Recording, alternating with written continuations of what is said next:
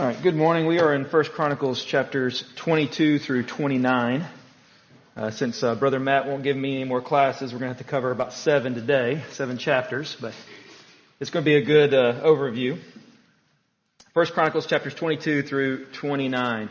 Now, as far as this section of Chronicles is concerned, I see a contrast between this and what we studied previously in chapters 17 through 21, where God, through His providence, is preparing for the coming future temple.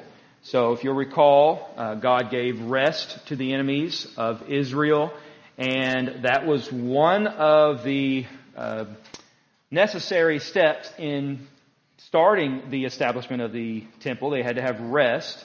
And also, with the defeat of the enemies, David and his men are able to plunder, and they're able to gather all of these resources, and also they have other nations who are paying them tribute. Well, when you have all that going on, that is God's way of helping the nation to prepare for the temple. In chapters 22 through 29, you have David's preparation for the temple. So God comes first, then David comes. And David is going to prepare for the temple in the sense of he is going to appoint individuals to be singers for worship. He's going to appoint some for gatekeepers to take care of security, to take care of overseeing the temple, the treasury, the gates, things like that.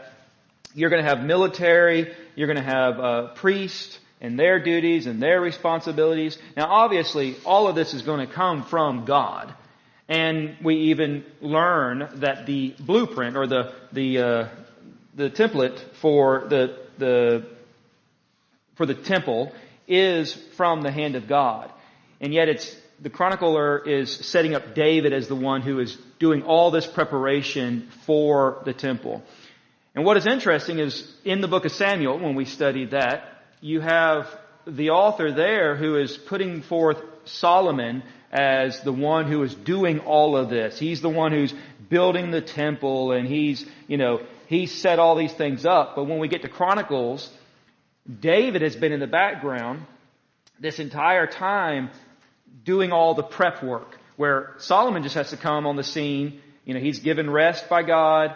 He just comes on the scene and he just builds what his father has already prepared for him. So his father put everything together, and then Solomon assembles it and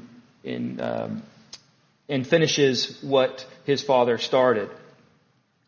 Along those lines, you have, with the chronicler focusing here on David, there's some bookends between 22 and 29. So, for example, in verses 1 through 5 of 22, it says, David said, "This is the house of Yahweh God, and this is the altar of burnt offering for Israel." And what he's referring to is the site, the threshing floor, where he built the altar, sacrificed to stop the plague from the sinful senses. And God makes it clear, this is the site of the future temple. So David said to gather the sojourners who were in the land of Israel, and he appointed stone cutters to hew out stones to build the house of God. So he's got foreign workers to help with this project as well. He prepared large quantities of iron to make the nails for the doors of the gates, for the clamps, and more bronze than could be weighed. Obviously all that bronze is going to be for the furnishes and furniture and all that. Timbers of cedar logs beyond number. Then verse 5, David said, "My son Solomon is young and inexperienced, and the house that is to be built for Yahweh shall be highly exalted for a name and beauty throughout all lands. Therefore now I will make preparation for it." So David made ample preparations before his death. So this is a task, a project that David has prior to his death. If you remember in the book of Samuel, all of a sudden, we're tracing David and his journey, and all of a sudden he becomes weak. He becomes older. The narrator begins to kind of just wind David down as far as he's getting to the point of death. Chronicles, on the other hand, when we get to the point of David's death, all of a sudden he's got all this energy. He's He is preparing all of this. He's taking care of all the work necessary to help set Solomon up for success. And I think what the contrast is, because there's been a lot of contrast between these two books, even though they're very similar, is that, again, the chronicler is writing to an audience who is returning from the exile, and everything is positive. And it's in the sense of, here is the blueprint of when you come back into the land and you face this great heap of ruins and you've got to rebuild the city and you've got to restore worship. This is the energy that you've got to have when you come back to the land. We are going to make these preparations. We're going to get to work. We're going to do this. And David is obviously doing this through servants and through appointed officials. It's just his name is attached to it because he is the king. But as he's coming to the end of his life, this is his goal. Is God has promised me that my son will build this structure, this house, this dwelling house for his name. And so everything that David begins to do throughout these entire this section here is in response to that promise. It is him believing God. It's his faith in the unseen things. I'm not going to be there to see the completion of this temple. I'm not going to be there to see the beginnings of it. But I'm going to prepare for it as if it is coming true, because it is going to come true. And it's going to come true it's going to be established through my son Solomon. So this is his response. He's going to make the preparations before his death because he believes God. Then the other bookend of that is 1 Chronicles chapter 29 and in verse 19. 29 and verse 19. David says, "Give to my son Solomon a whole heart to keep your commandments." He's having a prayer here. "Your testimonies and your statutes, and to do them all, and to build the temple for which I have made preparation." And then, as we continue to read in chapter 29, he is going to die. So you've got those bookends of this section, 22 through 29, is before his death, he's going to prepare, and now the preparation is done, and he dies. All right. Before I go any further, what are some things that you read, that you saw, that you thought was interesting about these chapters as a whole? I certainly think one critical point is one you've already made, right there in chapter 28, in verse 19. "All this, David said, the Lord made me understand in writing by his hand upon me all the works of these plans." There's also a verse a little farther up. It's verses 11 and 12. David gave Solomon the plans for the vestibule, so on and so forth. Verse 12, "And the plans for all that he had by the Spirit." The LSB says in mind rather than by the Spirit, so I don't know which one is the more correct interpretation. But definitely down there in verse 19. If there's any doubt whether this was all something that David just dreamt up, or if he did this because the Lord directed him to, at least what he says to the people there is, the Lord gave him these plans. Yeah, I think sometimes if we don't take these passages into consideration, we come away thinking, well, Solomon just built this beautiful temple. Look what, when he had this mind to be able to do all this. Well, he had this mind because of the Spirit. The pattern that was given from God to David. And there is definitely a connection to the tabernacle in Exodus. Is God gave Moses a pattern, and he followed that pattern. He did all that God commanded. And it came down to the pattern for the tabernacle, the pattern for the priests, and for their roles and their responsibilities. And all of that's happening here with the temple as well. This is not just, hey, God said, hey, I'm going to let Solomon, your son, build the temple, and however he devises this in his mind will be great. No, it is God has always given to his people the necessary tools, the mind, the pattern, whatever it is, to be able to be reconciled back to him. And that's what he's doing with this pattern of building the temple so that his people can worship him properly. Yes, sir. I think it's a valuable lesson for us. David was a man after God's own heart. He loved God. You see that over and over. He wanted to build a house for God. And God ultimately said, no, you can't. Here's why. But that didn't stop David. That didn't suppress him. He didn't turn away. He didn't quit. He kept doing everything he could to fulfill his desires to serve his God. He wanted to build a house. He couldn't build a house. He could do everything in his power to create a way for his son to successfully do it, and to do it to the fullest and greatest extent you can imagine. So for us, don't quit. Even though we're faced with an answer that may be not what we want to hear, doesn't mean we have to stop. Yes, absolutely. And, going back to one of the points I made in the beginning was that David was not going to see the fruition of this, the completion of the temple, and yet he acted, like you were saying, that desire to do all these things to set up that promise to be fulfilled. Abraham was active in his faith despite receiving the promises. And I think that's a lesson for the returnees here is we have seen the promises of God play out, both in way of blessing and in curses, due to the fact that we've been in exile for the last 70 years. As we're coming back into the land, we've got to remember those blessings and those curses.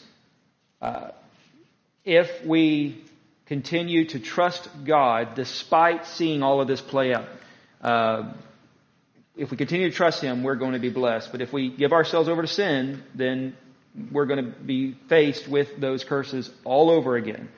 And it's going to be utter destruction. And it ultimately was in AD 70 when God just washed His hands of Israel because they just would not learn their lesson, and they ultimately rejected the Messiah, the Son of God. Okay.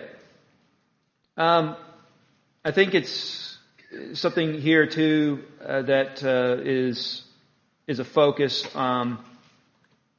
between chapters 22 through 29. Just a second, Sam. Is this idea of worship. That is a heavy emphasis throughout these chapters. David is really, he is bent on continuous worship. And I think the reason why is because in his mind, he sees, okay, I've got this covenant with God. It's an everlasting covenant. And he wants to maintain, he wants to do his part to maintain that. And I think he does that through worship. So you'll see as you read, there's this theme of ongoing and continuous worship. He'll set up the singers who are going to be singing morning and evening. The sacrifices, morning and evening. The gatekeepers around the clock. So all of these appointments that he's doing, all these officials, is something that is ongoing. They don't stop, and that's why they have the divisions. And that's why he's separating them, and they serve for just a couple of weeks, or depending on the division, it may be a month or so. And it's so that they're always ready for worship. They're not overwhelmed. They're not tired. There's always new people coming in on that rotation, so that the worship always continues. And I think that if you think about the purpose of the temple, that God is here dwelling with His people, man is dwelling with their God. His name is there, His presence is there, the Spirit, is going to fill the temple once the completion is done. That's where the priests are going to come in, and that's where humanity and God are going to be reconciled on the Day of Atonement, when they offer the sacrifices, things like that. So what I believe David is doing here in setting up this around-the-clock worship and all these officials and singers and how they're going to constantly be working is it shows that David wants to maintain that everlasting covenant. So again, that's part of him doing his part and instructing and setting up the nation for success. So they continue to do their part in worship to God. As long as worship continues at the temple, God's presence, well, I should say as long as acceptable worship continues at the temple, and as long as they don't bring in idolatry, well then God's presence is going to be with them. And when you have that level of commitment, where I am doing whatever it takes at the end of my life to prepare for this, and I'm setting up worship to be a continuous, ongoing, morning and evening, around-the-clock situation, then that shows commitment to these exiles who are coming back into the land of, okay, what is necessary for me to have restored worship with God? And David says, or the chronicler here says, read these passages, read what David did just to set up worship and then maintain it and everything that was involved in it. And that is the same energy and commitment you've got to bring to worship and to the restoration of this city and this temple so that you can be right with God once again. Sam, go ahead. Well, one thing I see, especially there, starting out in chapter 22, is David's commitment and charge to his son to be faithful to the Lord and to follow the Lord's commands as laid out in the law of Moses. And then drop on down to verse 17, he also commands the leaders of Israel to help Solomon. Not only that, but to set their heart and their soul to seek the Lord their God. Because God has given them rest, this opportunity to build, and that it's important to have that commitment to serve the Lord, which is what God had expected of his king. When he would come into power, is to put God first, is to be the leader, the example, or commitment to serving God. Yes, absolutely. And that is the message they needed to learn. And he'll repeat all this again in chapter 29 too, in chapter 28 and 29, about that wholehearted devotion of, I want Solomon to be devoted to the Lord. That's the only way he's going to be successful, bringing in a lot of that language from Moses to Joshua.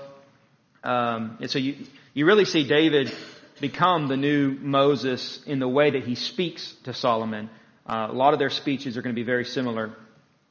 And for the people to be successful, and specifically the king, their whole heart and soul must seek Yahweh. Absolutely. So, there was another point I was going to say on that. Well, while I'm thinking about that, anyone else? Yes, sir. Go ahead. You're talking about this company that David has on duty and working around the clock. I have to admit that when I read through these passages, there's this part of me that thinks, is that much to do? Is there enough to do to occupy all these people? That you need 4,000 gatekeepers? And, yeah, right, yeah. Exactly. But then, we think about types and shadows. I get to Revelation 14. Well, actually, let me back up first to Hebrews 12, where he talks about, you haven't come to the mountain that smokes, but in verse 22, you've come to Mount Zion, to the city of the living God, to the heavenly Jerusalem, to an innumerable company of angels. So there's that. And then you get to Revelation 4, and the picture that the Lord paints for us in his revelation to John, where it says talking about the four living creatures in verse 8, they each having 6 weeks.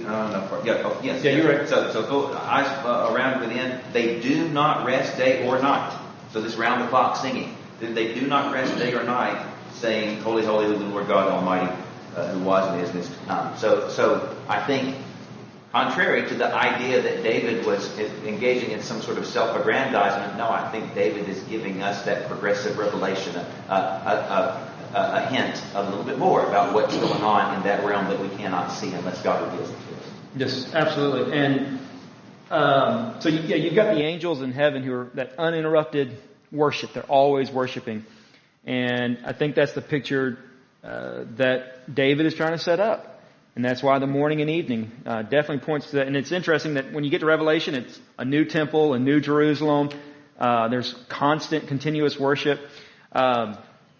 So yeah, absolutely. On the temple in God's presence and the rest, one of the things that, if you remember, 4 or 5 lessons ago, we talked about the temple and its connections to the Garden of Eden. So in the temple you have painted on the walls this lush garden.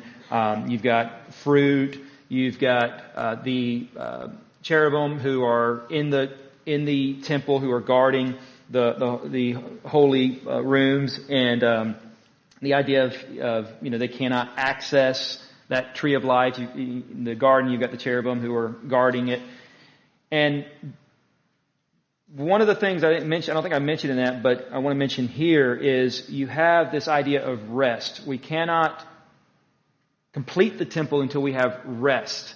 And once the temple is completed, there is rest in the land. And I think that's another connection to Genesis, is God does His work in 7 days and then He rested. Well, the people, they build the temple. And how many years did it take to build the temple? Remember? Huh? How many? 7 years. Okay, there we go. Another connection. All right, so 7 years, and then they rest. And the temple is filled with God's presence, and they're in the presence of God once again. So I think there's just a lot of connections to Eden, and then there's a lot of connections to heaven, as we're going to see when we get to the book of Revelation, that I think Stephen is teaching. Okay. On the Davidic covenant, that is another theme that's going to continuously run through this. Again, I think that, as I said, he prepares and he sets up worship because he believes in that covenant. He believes that God is going to hold up His end of the promise. But I want to break it down of how. So in chapter 17, he talks about Solomon, or David's son, is going to build a house. And so we're going to see that happen. And he's preparing for that. And that's going to specifically be done in 2 Chronicles chapters 1 through 9. The promise is to establish his throne forever. And in chapters 28 through 29, you have that transition of power from David to Solomon. And so you see that promise now becoming fulfilled. And then you've got the appointment and the organization of the kingdom, because part of that promise was an everlasting dynasty, an everlasting kingdom. And so one of the things that David is doing in this prep is he's not just getting the material and the resources for the temple, for the physical temple, but he's also preparing Israel spiritually for the spiritual kingdom.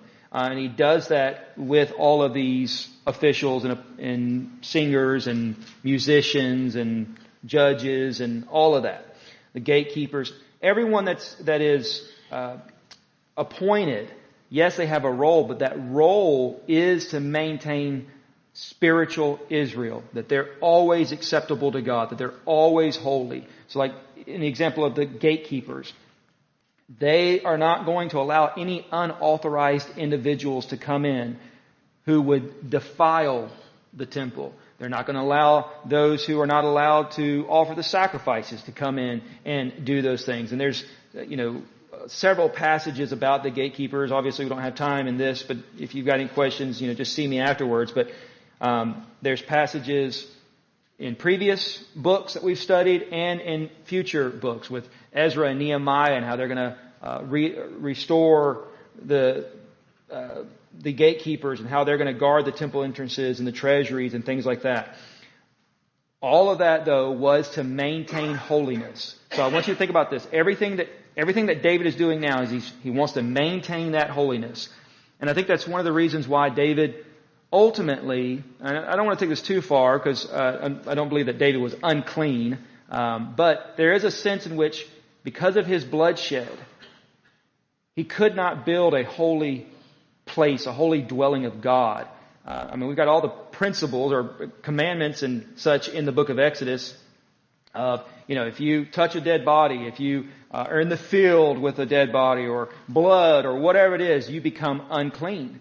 And that doesn't necessarily mean that you're in sin just because you touched a dead body, but you had to cleanse yourself. And there's a sense in which David, with all the bloodshed that he did, he was not in the place for him to build a holy dwelling place for God. But his son, who did not have all that bloodshed, who did not have all of that attached to him, he was given rest. He was in a position then to build that holy place What David is doing is he's saying, okay, I want to put all of this in place here to maintain that holiness so that that's never lost. Going back to Revelation 4 with the angels, morning and evening, holy, holy, holy. That was the idea of the temple.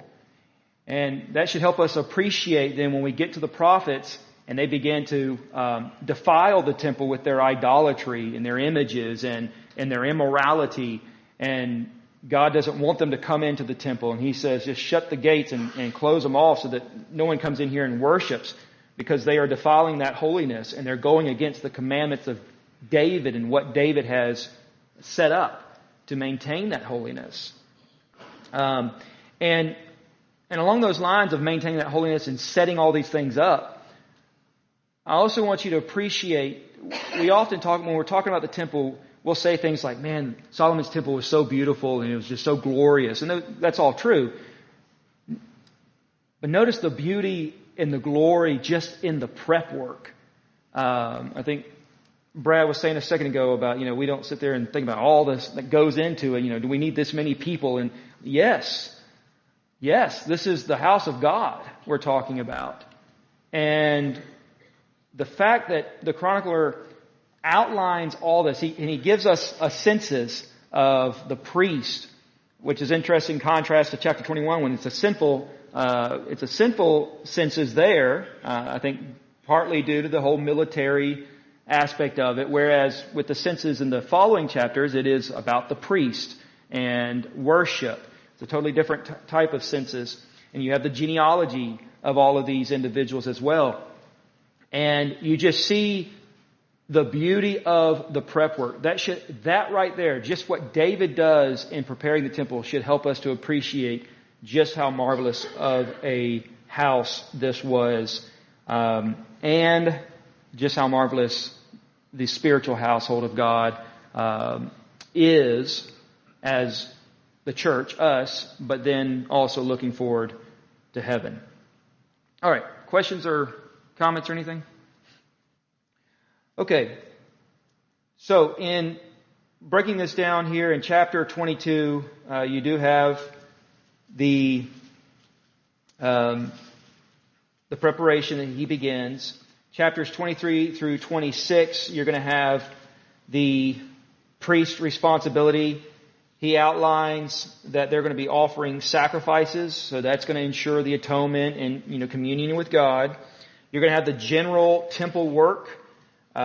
You've got all the furnishings that have to be taken care of: the table, the showbread, the lampstand, the incenses,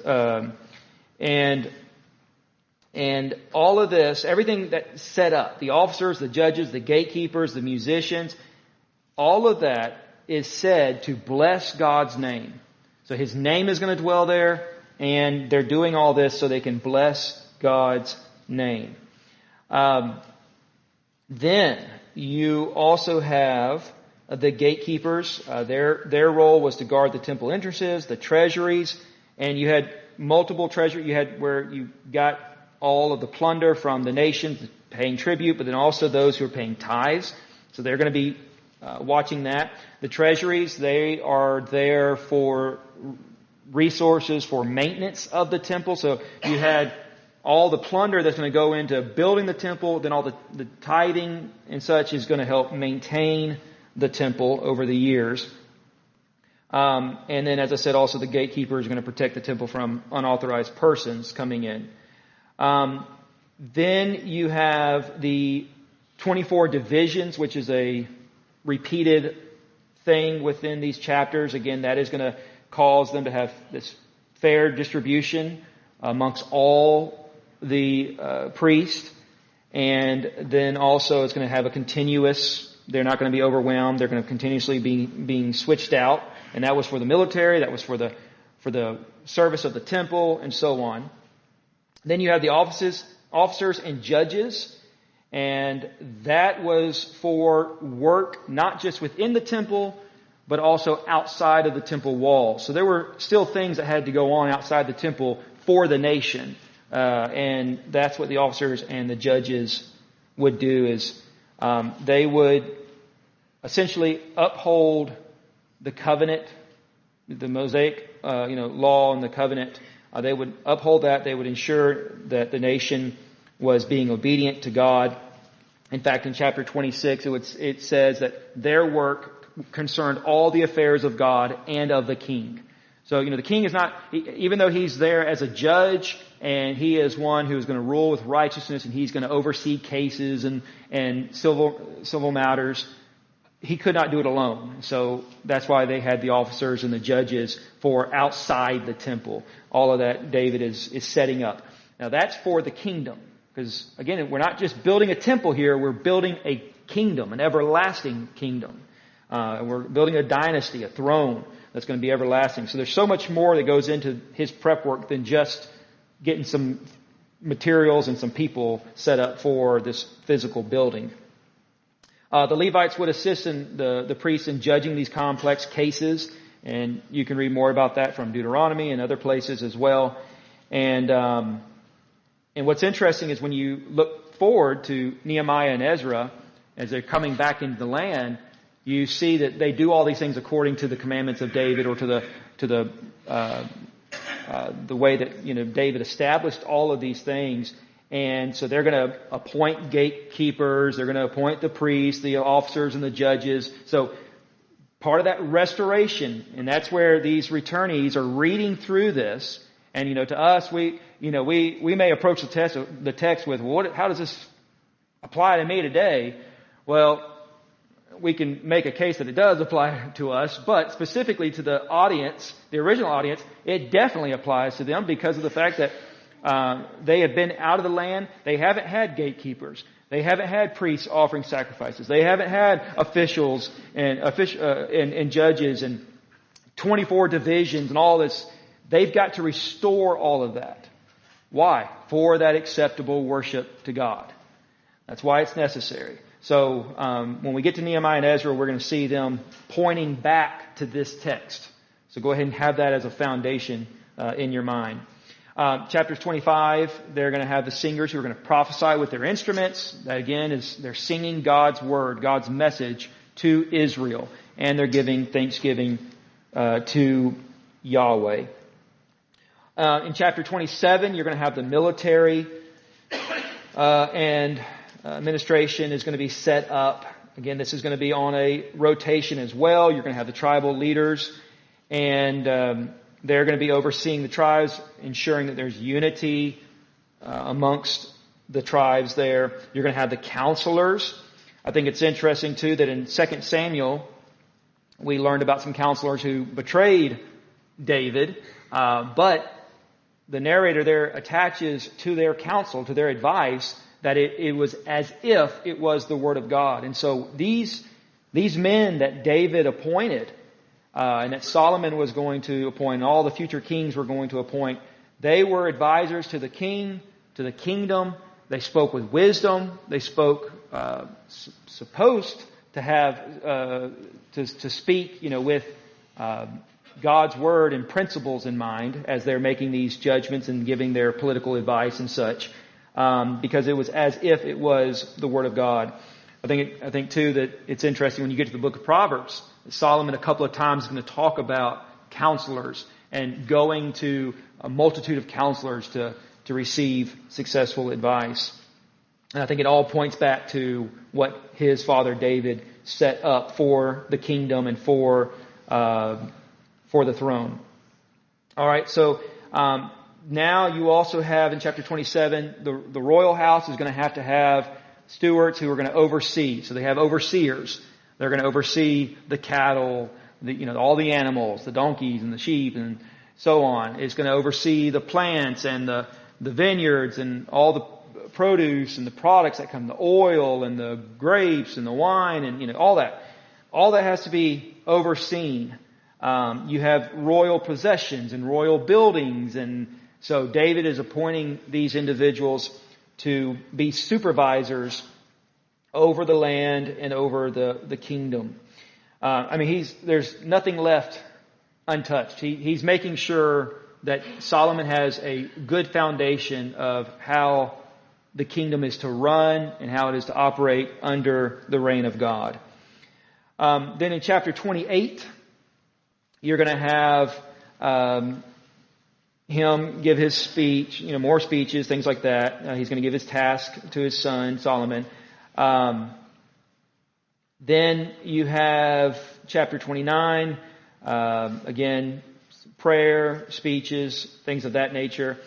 I love how he consecrates the people to the Lord. You see with wholehearted devotion, they're giving willingly of their possessions. It's a free will offering.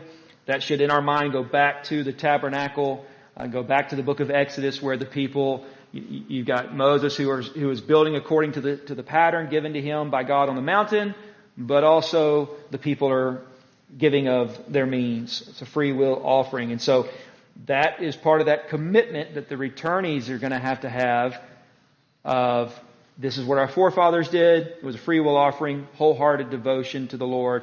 This is what the next generations did under Solomon, and this is what we must do now that we're back in the land, if we're going to be pleasing to Yahweh. Right. Yes?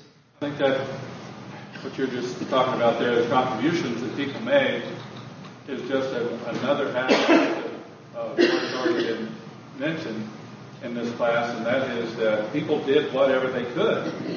David could not build the temple, but boy, he was going to do whatever he could.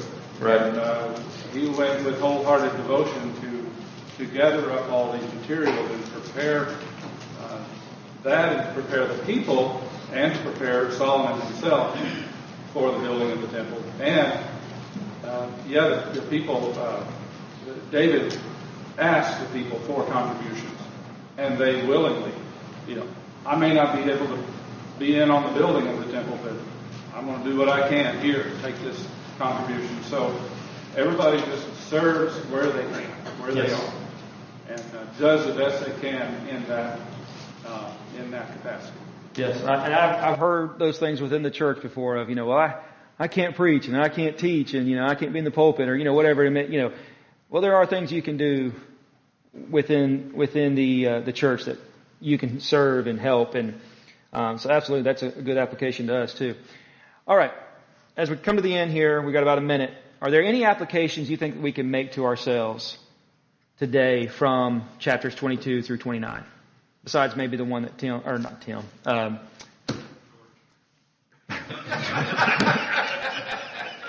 whatever his name is. Not Tim. Okay. Is there any other applications that we could make to us? The one that comes to me, going back to this idea of constant worship, and again, I think we need to be careful what we mean by that. Let's see, Romans chapter 12. I beseech you, therefore, by the mercies of God, that you present your bodies a living sacrifice, wholly acceptable to God, which is your reasonable service. Or I think that LSP slightly different idea, or slightly different wording. But this idea that one is constantly aware of his standing before God, his relationship before God, and that is not something that's in the back of my list in front of me. How am I behaving? Is what I'm doing right now a glorification of God, or is it bringing the pleasure? Yep, good stuff. And it's Tony, not Tim. So, all right, thank you.